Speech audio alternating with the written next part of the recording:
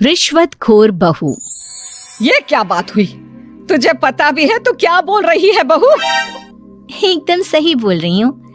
अगर आपको मुझसे अपनी इन ऐंठन भरे घुटनों की मालिश करानी है तो मुझे वो देना पड़ेगा जो मैं मांग रही हूँ। एक हाथ दो और दूसरे हाथ लो, सिंपल। बहू हूँ, इसका मतलब ये नहीं कि नौकरानियों की तरह काम करूँ। ये है अमृता और उसकी सास रेखा। अमृता एक नई नवेली बहू है जिसकी शादी कुछ दिनों पहले ही रेखा के बेटे माधव के साथ हुई है। वैसे तो अमृता दिल की बहुत अच्छी है, लेकिन वो कहते हैं ना कि खून का रंग तो दिखता ही है। बस वही डॉन की बेटी होने का रंग यहाँ अमृता में भी दिख रहा है, जो है रिश्वत लेना। जी हाँ, काम चाहे कितना भी छोटा या कितना भी बड़ा क्यों ना हो, हमारी अमृता बहू बिना रिश्वत लिए कुछ नहीं करती। चलिए देखते हैं आगे इनके साथ और क्या क्या होता है। रेखा और अमृता को लड़ते देख ससुर प्रेमचंद वहाँ आता है और कहता है, अरे क्या हुआ? काहे इतना तिल मिला रही हो रेखा? अरे कुछ बोलोगी भी या कानों में हड़ताल हो रखी है तुम दोनों के? देखिए ना पापा जी, माँ जी ने मुझे कहा कि मैं उनके घुटनों की मालिश कर दूं, लेकिन उसके बदले में माँ जी मुझे वो हीरो वाला पुश्तैनी हार देने से इनकार कर रही हैं। क्या? घुटनों की मालिश के लिए हीरो का पुश्तैनी हार कौन मांगता है बहू? पापा जी, आपको तो पता ही है ना, आपकी बहू कितनी सयानी है और कोई भी काम फ्री में नहीं करती। और अब शेखावत खानदान का आटा तो इतना भी गीला नहीं है कि अपनी बहू को हार ना दे पाए। क्यों माय डियर माँ जी? देखा आपने प्रेमचंद जी, ये अब मुझसे पुश्तैनी हार मांग रही है, कल को पूरा घर मांग लेगी। अरे जा जा, मैं खुद कर लूंगी अपनी मालिश। ठीक है, मुझे क्या। एंजॉय योर मालिश टाइम माँ जी। रात में जब पति महादेव दफ्तर से लौटकर घर आते हैं तभी कमरे में, अमो सुनो ना, मेरा वो लाल रंग का जो शर्ट है ना वो धो दो ना प्लीज। एक्चुअली कल मेरी एक इम्पोर्टेंट इंटरनेशनल क्लाइंट के साथ मीटिंग है, बहुत बड़ी डील का ऑफर है, इसलिए मैं अपनी उस लकी शर्ट को पहनकर जाना चाहता हूँ। अभी धो दो, रात भर में तो सूखी जाएगी, फिर कल अच्छे से कड़क वाली इस्त्री कर देना अपने शुभ शुभ हाथों से। जी नहीं, मैं ये सब ऐसे ही नहीं करने वाली। अगर काम करवाना है तो मेरी एक शर्त है। अरे यार, तुम और तुम्हारी शर्तें, बोलो क्या है? आपको मुझे 10 मनीष मल्होत्रा डिजाइनर की साड़ियां दिलानी होगी। 2 हफ्तों में मेरी स्वीट हार्ट फ्रेंड बिल्लो रानी की शादी है। मैं वहां डिजाइनर साड़ी पहनकर जाऊंगी और सब कुछ जला दूंगी। माधव अपनी बीवी की बात सुनकर हैरान परेशान अपने सर पर हाथ रखकर बैठ जाता है। अरे तुम बीवी हो या आफत? तुम्हारे दिमाग में जंग लग गया है क्या? देखो इतने सारे पैसे नहीं है मेरे पास। तुम्हारी याददाश्त तो जगह पर है ना माधव, भूल गए? मैं एक डॉन की बेटी हूँ। अगर तुमने मेरे कहे मुताबिक काम नहीं किया तो तुम्हारे लाल शर्ट को दूर ही रखो, मेरे पापा तुम्हें ही लाल कर डालेंगे। ठीक है, चलो अब ज्यादा मत डराओ, तुम्हें जो चाहेगा मिल जाएगा। अब ये डर और रिश्वत का सिलसिला यूं ही चलता रहता है और इसी तरह समय बीतता रहता है। एक सुबह सब नाश्ते के टेबल पर बैठे थे, जहां अमृता सबके सामने एक व्हाइट बोर्ड लाती है जिस पर दिन भर के सारे कामों के रेट लिखे हुए थे। अब ये क्या है? टीचर नहीं बनने का इरादा है क्या तेरा? अगर हाँ तो अफसोस, बेचारे बच्चे, उनका भविष्य तो अंधेरे में है।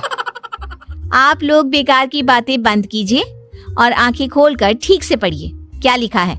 ये आज के सारे कामों के रेट्स हैं।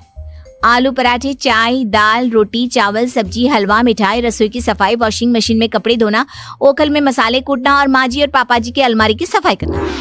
इन सब कामों की कुल मिला के जो रकम बनती है वो है ये 10,000 रुपए और माँ जी के लेटेस्ट लाए हुए सोने के झुमके भी। अमृता, तुम इंसान हो या हैवान? जरा तो दया करो हम पर। हे राम जी, उठा लो, अब ना देखा जाता ये सब। सच में पता नहीं कौन सा दिन था वो जब ये हमारे घर आई। महादेव, तेरे प्यार ने तो हमारा जीना दुश्वार कर दिया बेटा। दुनिया में बहुत रिश्वतखोर लोग देखे, लेकिन ऐसी रिश्वतखोर बहू पहली बार देख रहा हूँ जो अपने ही परिवार को लूटने में लगी है। बहू, तुझे पता है ना कि ऐसे रिश्वत मांगना गुनाह है। पापा जी, मैं कोई गुनाह नहीं कर रही हूँ। रिश्वत लेना बाहर की दुनिया में गुनाह है। मैं तो बस अपना हक मांगती हूँ। मेरी रिश्वत रिश्वत नहीं, मेरा शगुन है, नेक है। और वैसे भी मैं एक बहू हूँ, इसका मतलब ये नहीं कि मैं सब काम पूरी जिंदगी फ्री में करूँ, आपके चरणों को धोते बैठूं और 24 घंटे आपकी नॉन स्टॉप सेवा करती बैठूं। चलिए छोड़िए, नाश्ता और खाना चाहिए तो बोल दो जल्दी से, वरना मैं चली थिएटर। आज मेरे फेवरेट सलमान की पिक्चर रिलीज हुई है। इतना कहकर अमृता वहां से चली जाती है। इस बेवकूफ का जल्दी कुछ करना पड़ेगा। कुछ दिनों बाद घर में पूजा रखी थी और पूजा में 11 पंडितों का खाना बनाने के लिए कहा जाता है, वो भी नई बहू के हाथों से। देखो अमृता बहू, आज घर में पूजा है, 11 पंडितों को खाना खिलाना है।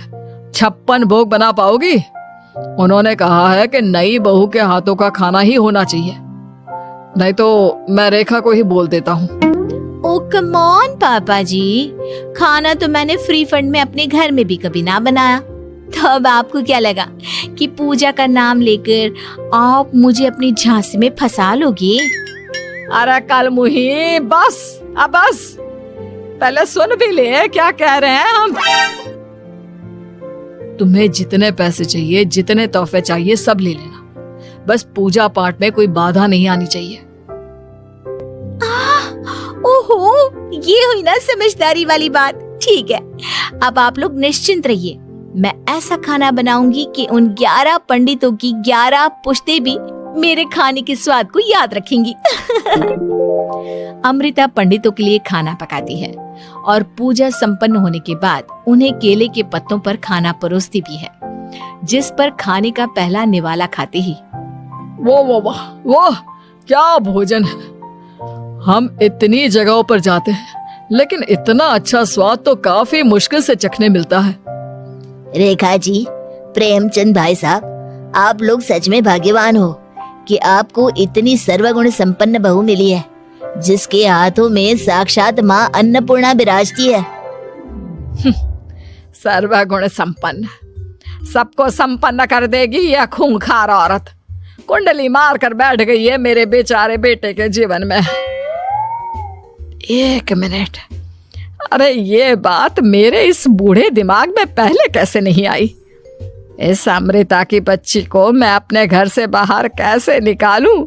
इसका उपाय तो पंडित जी के पास जरूर रहेगा। रेखा अगले दिन पंडित जी के पास जाकर उन्हें अमृता के बारे में सब कुछ बता देती है, जिसे सुन पंडित जी भी परेशान हो जाते हैं। अरे, ऐसी बहू तो 7 जन्मों में भी किसी को नसीब ना हो भगवान। देखिए रेखा जी, आपकी रिश्वतखोर बहू और आपके बेटे की कुंडलियों को जोड़कर देखा है मैंने, लेकिन इसमें तो यही बता रहे हैं कि ये आपके जीवन से कभी नहीं जाने वाली। इसलिए उसे सुधारने के लिए जल्दी आप लोगों को ही कुछ करना होगा, नहीं तो एक दिन वो आप लोगों को कंगाल करके ही दम लेगी।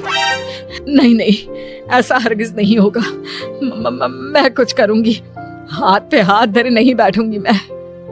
वहीं घर पर अमृता को ये पता चल जाता है कि उसकी सास रेखा पंडित जी के पास उसकी और महादेव की कुंडलियां लेकर गई थी, और इस पर जब रेखा घर लौटती है तब, वाह माँ जी वाह, बहुत ही ज्यादा सयानी निकली आप तो।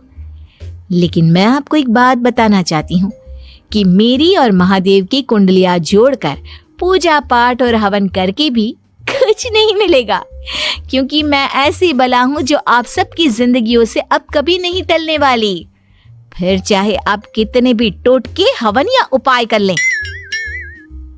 तो खुद को समझती क्या है रे बदतमीज, तुझसे बात करना तो दूर, मुझे तो तेरी शक्ल देखना भी नहीं पसंद। अब सास बहू के बीच एक अनकहा सा युद्ध छिड़ जाता है।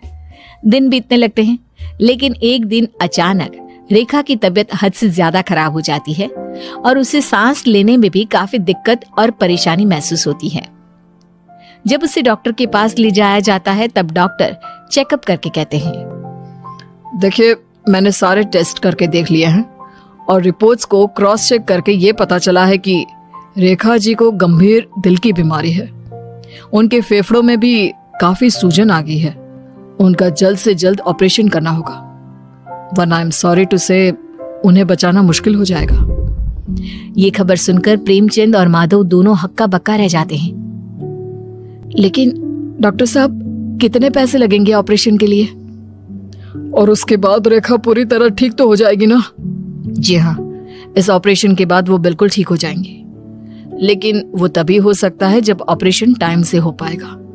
और रही बात ऑपरेशन के खर्चे की, तो उसमें तकरीबन 6 से 7 लाख रुपए तक लग सकते हैं।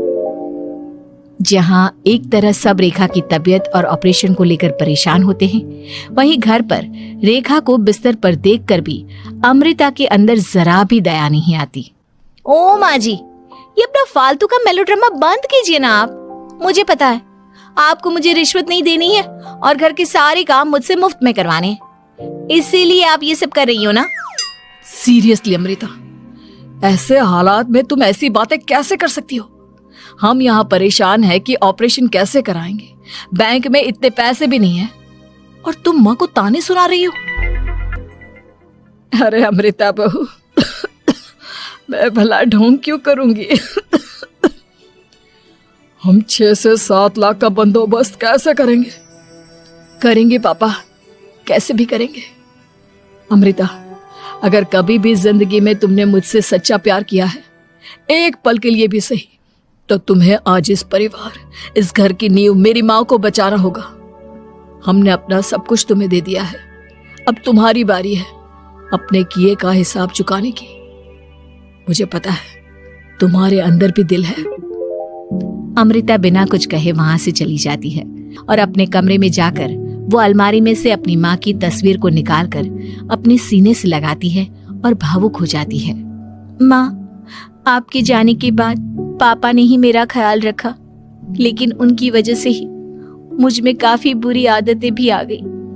शायद मुझे इतना बुरा आपकी गैर मौजूदगी ने ही बनाया।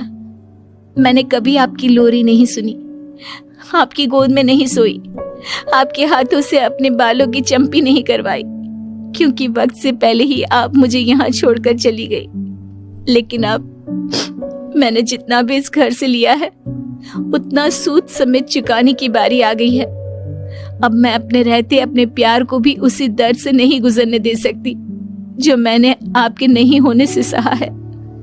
अमृता तुरंत ही अपने सारे पैसे और गहने माधव को लौटा देती है और रेखा का ऑपरेशन किया जाता है। रेखा ठीक हो जाती है और जब घर आती है तब अमृता दरवाजे पर आरती की थाली लिए खड़ी होती है। वेलकम होम माँ जी, आई मिस्ड यू।